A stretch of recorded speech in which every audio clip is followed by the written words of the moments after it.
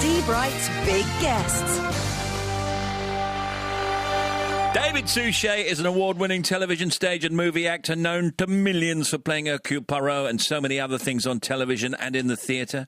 And look, he's here right now. And he's going to tell us about something that he's doing on Monday that you'll be very, very interested in. But first of all, how are you, David? I'm very well. It's very nice to be back, Steve. Thank you. We love you. And to see you, Tim, as well. And to see you, Oh, too. do you like seeing him? Oh, always. Really? Yeah, but it's the only interview I ever have where there's more than one. Oh, good. How are you feeling now about not doing Poirot anymore? How does it feel now it's been a few, months, I suppose? Yes, no, it's been about 6 months now, and it's still strange. Is it? It's still strange, yes, because on my Twitter page, I still get people that are waiting to see the last episode, people who won't see the last episode because they don't want to see him. I can say it now. I couldn't say it last time I said it. They don't want to see him die. So it's been on their shelves for a long time. They don't want to watch it. I'm being constantly reminded of him on a very, very daily basis. And ITV3, he's there. He's there. And I think he's going to be... Actually, I don't think I'm ever going to get rid of him. That's the truth. He's there all the time. And I'm, in a sense, he's like an old friend. I'd give him a wave and say hello. And I think around the world, the series has become like Friends now. The series Friends. And it's like, oh, that's the one where he... Yeah. Which is great. Yeah, it's lovely. And everywhere I go, and I've just been abroad, but everywhere I do go, there's always somebody that will come up with a different country, different language to English, from English, and say how much they enjoy the programme. It's very, very humbling and very lovely. He must be on somewhere in the world every single minute of every... Well, that's rather frightening. But I don't know about that, but you've got maybe. Do you think that people know? I mean, I think in the UK people know how much theatre you do and how much television you do, and movies, of course. But perhaps around the world, maybe they don't. Well, they know about the movies and they know about the other televisions because they do go around the world, the movies especially. A lot of people don't know my theatre because I've done a theatre every single year for the last 25 years. I've seen you in all of them. And that's been a very deliberate thing to do. But I have got people now, when I did Long Day's Journey into Night, I had audiences flying in from Russia because of Poirot coming to see me in that play in London, which is wonderful. And I'm just about to go out on a big world English-speaking tour with The Last Confession. So maybe people will get to know my theatre work a little bit more. Because last time you were here, you were saying that you were off to Canada, and then when you came in just now, you said, I haven't gone yet. No, that's right. That's right. Well, I was giving you a long preview. I said, did you just come back from Canada? You said, no, I haven't gone yet. When are you going, in fact? I am leaving for Canada on April the 17th, and I go to Toronto, and then I go to Los Angeles, and then I go to Perth, Adelaide, Brisbane, Melbourne, and Sydney. Can you hurry up and go? Because you've said... You say that. You said that you were going. I'll speak to you when I come back. Okay, and make sure you go, okay? No, but I'll make sure I come back. All right, make sure you come back as well.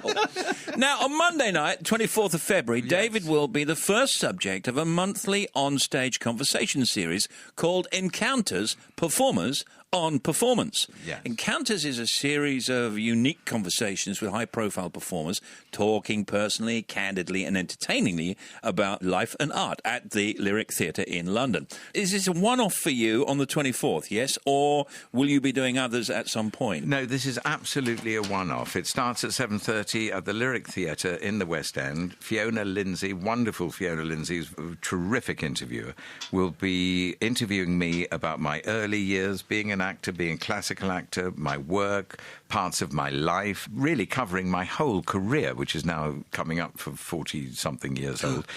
Sounds like one of my children, doesn't it? But it's not. But I have been working that long. It's been a wonderful career, a most varied career in all the medium.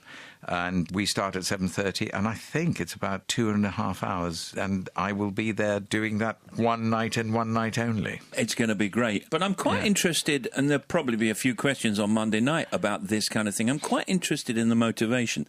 I don't want to talk about us, but, in radio, you either have a passion for music and a passion for radio and a passion to inform and entertain and all that stuff that we say, or you don't. And I think you have a passion for acting. I'm interested in the motivation. Do you want to serve?